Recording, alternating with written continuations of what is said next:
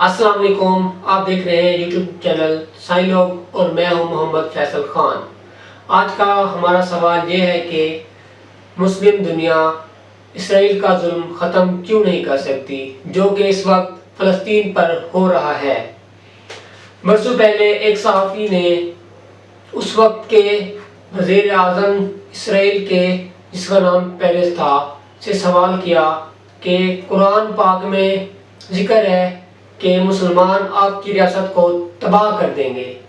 तो उसने हंसते हुए ये जवाब दिया कि पहले जिनका जिक्र कुरान पाक में है वो मुसलमान आ तो जाएं, फिर हम इसके बारे में भी सोच लेंगे।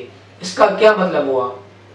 हम वैसे क्यों नहीं बन सकते जिनका जिक्र कुरान पाक में है? जिन मुसलमानों का जिक्र कुरान पाक में है, हम वैसे क्यों नहीं बन सकते?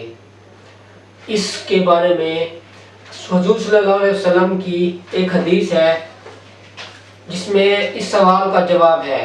हुजूर सल्लल्लाहु अलैहि वसल्लम फरमाते हैं कि करीब है कि दीगर कौमें तुम पर ऐसे टूट पड़ेंगी जैसे खाने वाले प्यालों पर टूट पड़ते हैं। मतलब जल्द लोग तुम्हारे ऊपर हमले के लिए एक दूसरे को दावत देंगे, बल्कि ऐसे जैसे भूखे दस्तरखान पर एक दूसरे को दावत देते हैं।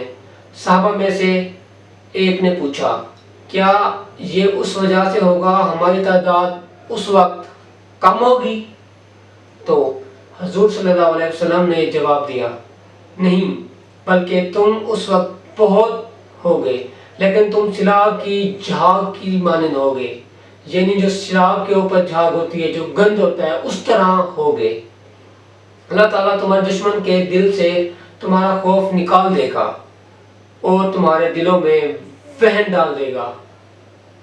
वहन का मतलब होता है दुनिया से मोहब्बत, मौत से नफरत।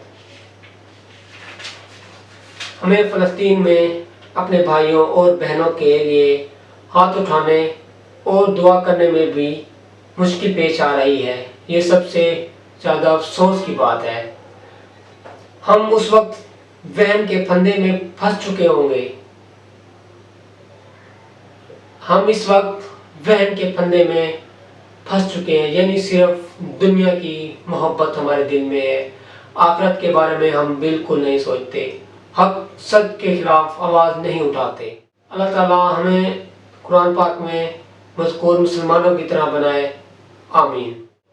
फ़लस्तीन के बारे में आवाज़ उठाएं, एहतिजाज करें, दुआ करें अल्लाह से।